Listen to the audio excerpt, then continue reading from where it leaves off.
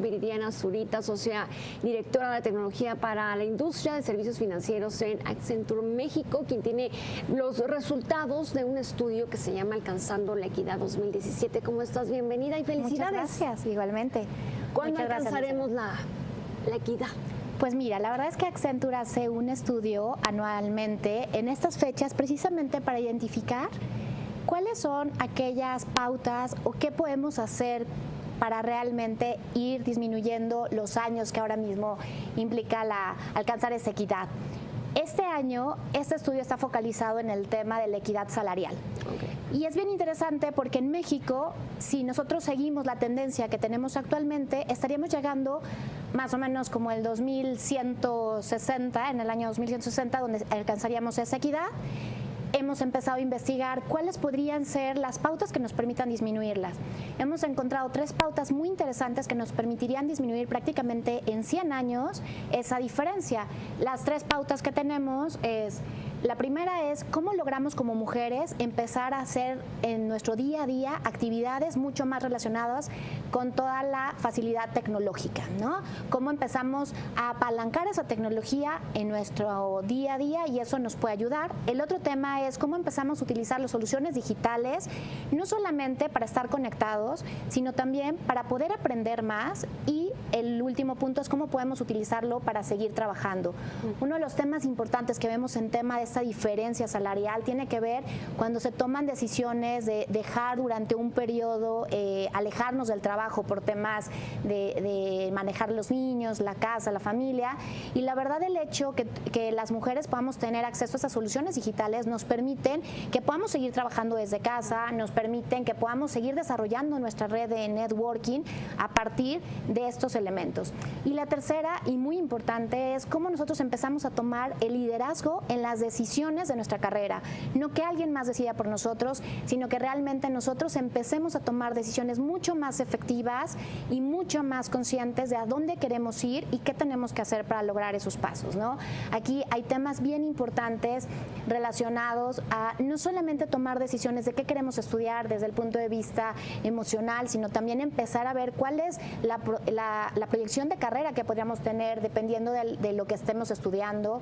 Otro tema importante es cómo empezamos a utilizar mentoring dentro de nuestro desarrollo profesional. Los hombres son mucho más adeptos a tener ciertas figuras de counselors, de mentors que les permiten dar esos pasos. Nosotros como mujeres tenemos que empezar a tomar ese liderazgo y empezarnos a ser mucho más responsables de tomar esas decisiones y empezar a ver cuáles son los siguientes pasos para poder desarrollarnos profesionalmente. Ahorita mencionabas el salario. Tengo aquí un dato interesante. Dice, el 21% de las mujeres deciden qué estudiar dependiendo del salario que quieren ganar. Exacto. No tanto porque te guste cierta carrera, sino te vas más por la necesidad de ganar. Pero sabes que yo creo que es un balance bien importante, ¿no? Al final, ¿qué es lo que ocurre? En ese estudio lo que detectamos es que los hombres tienen un porcentaje mucho más claro de aquellos que eligen, no solamente por sus gustos, sino también por cuáles van a permitirles tener una percepción económica más interesante. Yo creo que al final no es lo uno o lo otro, sino realmente una conjunción que te permite realmente desarrollarte, poder brillar en esas carreras, en esos gustos que tú tienes, pero finalmente sin perder de vista cuáles son aquellas actividades que pueden generarnos mucho mejor salario. Bien, 76% de los hombres tienen un empleo pagado, el 50% de las mujeres no. Así es.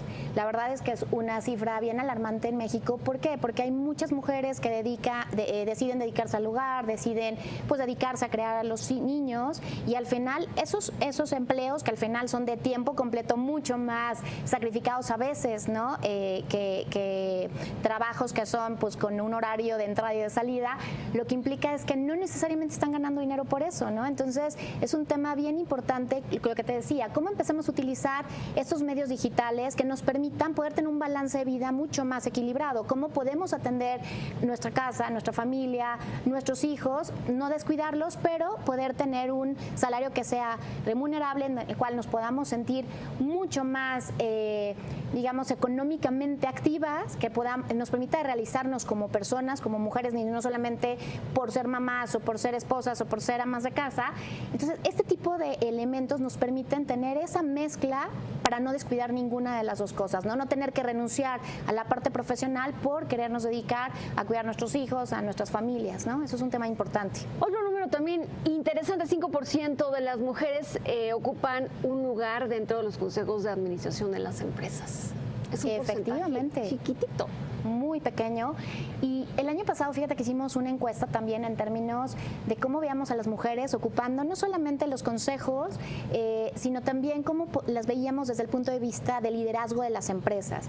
Y la verdad es que va muy alineado a lo que te comentaba. O sea, tenemos que asegurar que nosotras tomamos ahora sí que el rumbo de nuestro destino, donde nosotros tenemos que empezarnos a preocupar por hacer ese networking, por dedicar tiempo al autoaprendizaje, por dedicar tiempo realmente a este tema que nos permita empezar a desarrollar actividades mucho más focalizadas en el liderazgo, no solamente ejecutar actividades, ¿no? Ya llegué, ya la ejecuté, ya te la entrego, sino mucho más focalizadas en, ok, mi carrera quiero que llegue a este punto, y en este punto lo que implica es empezar a generar esas redes que me permitan tener una interacción, que me permitan aprender, que me permitan expresar mis necesidades, ¿no? Y que me permitan también de una u otra forma poder ir desarrollando esas capacidades de liderazgo y no solamente ejecutar, sino realmente poder tener esa preparación que se necesita para ocupar no solamente, como te decía, puestos de liderazgo, sino también formar parte de los consejos de las organizaciones en México y en otros países. Muchísimas gracias por acompañarnos nuevamente. Felicidades. Igualmente, gracias. Tener a mujeres guapas y exitosas como tú aquí en este estudio. Gracias. Un placer. Muchas gracias.